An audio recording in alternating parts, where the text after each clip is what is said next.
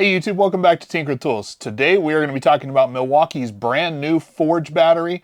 We're going to be telling you what I think about it, maybe doing a little testing, and hopefully answering the questions you might have. So let's dive right into that on Tinker with Tools.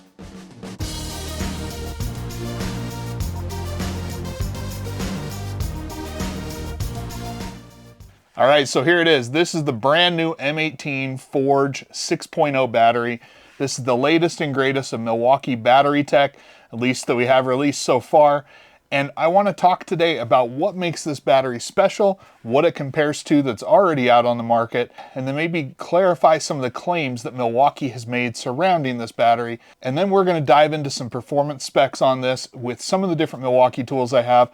I want to be able to answer that question is what kind of performance benefit are you going to see with this battery? All right, so before we can truly understand what this battery is, I do just want to kind of go through some basic battery items. So this is a Milwaukee CP 2.0 M18 battery. Inside are 5 cylindrical cells. They're 18650s in this case. Those cells are going to work together to deliver the energy that your tool needs to be able to get the job done. Now this is a smaller battery. Like I said, it's got 5 cells in it. But Milwaukee also makes different batteries, this one being the XC 5.0, that now have 10 cells in it. It's still an 18-volt battery. It's just that you've got 2 packs of 5 batteries, if you will, that are wired together that are now going to share some of that load. And because of that, typically you're going to be able to support a tool that requires a higher draw. So bigger battery is going to be more suited for those higher draw tasks. But Milwaukee hasn't stopped there. These were the batteries we had for quite some time. But a few years ago, they came out with this, which is going to be the high output battery, this one being the high output 6.0. Now this battery still is going to have 10 cells like we had in the 5.0, but this one is going to be composed of 21700 cells, which are a larger, more premium style cell that has higher discharge rates, and therefore this battery typically can provide a little bit more energy to your tool, especially in those high demand tasks. Both are still going to allow me to get the job done under most circumstances, but this one is going to be more suited. Now Milwaukee doesn't stop there. They also have even larger batteries. For example, their high output 12.0 battery, which is going to have even more cells in it and is really going to be well suited for larger tasks. Up until recently, that 12.0 was going to be kind of the pinnacle of what you could get out of a Milwaukee battery.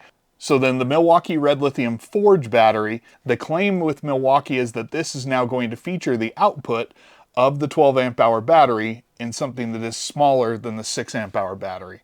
And the reason they're able to do that is because this is composed of stacked lithium pouch cells versus having something like that cylindrical cell on the inside. This is not new technology. I've got 2 examples here on the table of Milwaukee's power stack. I've got the 1.7 and the 5 amp hour here, and these are both stacked lithium pouch cells that we've seen before. Flex also offers this type of battery that are going to give you that same type of technology.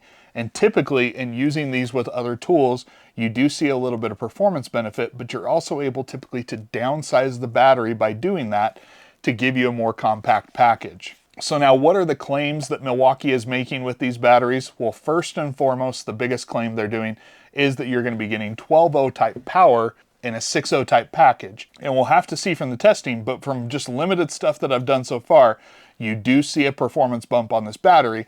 How much we'll get into when we cover those results. Now the next one that they talk about is that they are going to be seeing faster charge times on this battery. Now with a very specific charger that I'll show you on the screen and I'll have linked down below, they're claiming you can get up to 80% of the full capacity of the battery in just 15 minutes. Now you could potentially have fewer batteries and just be able to cycle through them more quickly if one runs out of energy. Now the last claim that they make is that they're claiming it is the longest lasting battery that they make. I've seen people misconstrue this in comment sections and then also in the reviews that you see on different websites stating, well, this doesn't last any longer than my traditional batteries.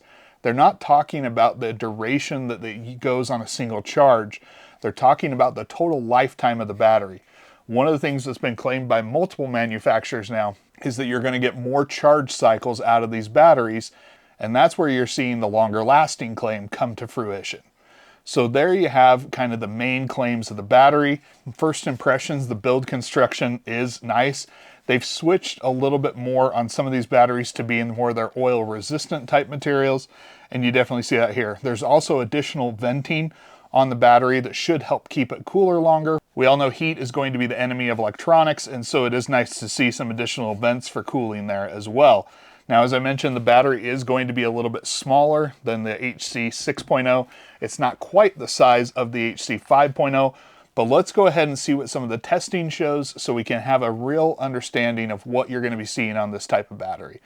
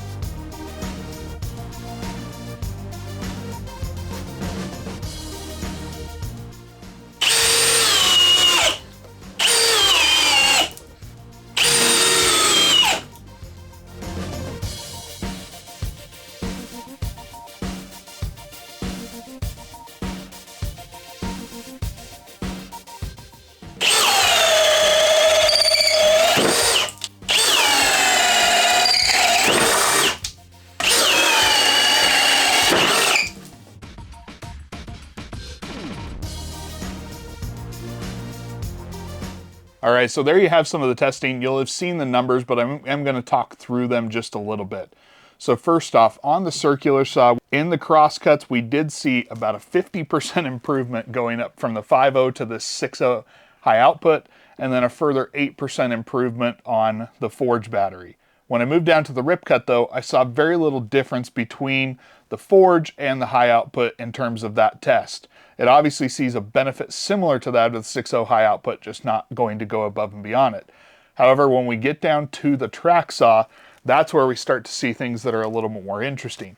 Going from the 5 amp hour to the 6 amp hour high output, we saw a reduction in 24% in the overall cut time, and then I saw a further reduction of 16% going to the Forge battery. Going to the drill and or the impact driver kind of combined, you saw about an 18% reduction going to the 6 amp hour high output, and then another 6% going to the Forge battery. Those numbers aren't necessarily insane performance topping figures, but you are still seeing a benefit above what you're getting with that 6 amp hour. Over each of the tests, we did see a 24% improvement going to the high output, then an additional about 6% going to the Forge. So although we did see a much bigger percentage difference going to that on the track saw, overall between all the testing is about a 6% improvement. All right, so as far as conclusions, where does that leave us with this battery? Well, I think there's a couple of things to point out here. First and foremost, is this battery such an amazing benefit that you just have to go out and buy it? No. Most of your tools, if you already have appropriately sized batteries, are going to still be able to get the job done. They just might get it done a little bit faster on the Milwaukee Forge battery.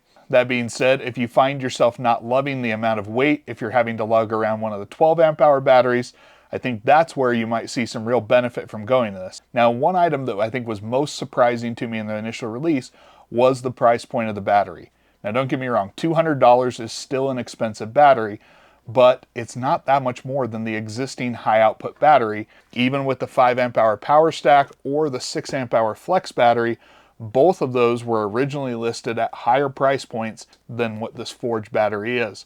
And so I think it's coming at an intriguing price point, even though it is still expensive. Now, additionally, as I mentioned, the charge times are not something that we've been able to test today, but if that is something that's important to you, that is another benefit to this battery where you're just going to see even faster charge times with it. So at the end of the day, I think the Milwaukee Forge battery is a really good thing. Further developments in the M18 platform that are going to allow it to continue its life cycle even further are always going to be a benefit for the end user because you're going to get more life out of those tools. And we know now that this is not the only release that we're going to have from Milwaukee Forge on the M18 platform. They have a unique graph that I'm going to go ahead and show on the screen now, where they kind of show you the CP 2.0 as a power level 1 in their battery ecosystem, if you will. Then the 5 amp hour XC fits into that power level 2, and then you have the high output battery as a power level 3. And then in power level 4, you have two different battery types right now. The first being that the high output 12.0 battery, and now the Milwaukee Forge 6.0. But at the initial release, that graphic also featured a power level 5, and I think that's where this battery technology starts to get interesting, because we've already been told that we're going to be getting a new Forge 12.0 battery coming next year, and it's not going to feature these pouch cell batteries, but instead it's going to feature tabless cell technology. If you listen to Rob and Sarah on the Tool Show, you know that they were there, they saw firsthand some of the future battery technology and what it is capable of and how far it can push things. So there you have it. That is the Milwaukee Forge battery. I am glad that I own one. I really do like it. It does cut down on the weight a little bit, and then it also is just a nice, well-performing battery, and that is something I'm for. If you have any questions about the battery or any of the things we talked about today, go ahead and leave them in the comments down below. If you like this video, go ahead and hit that like button. And if you haven't already, please consider subscribing to the channel. And as always, thank you for your support. Until next time, I'll catch you on Tinker with Tools.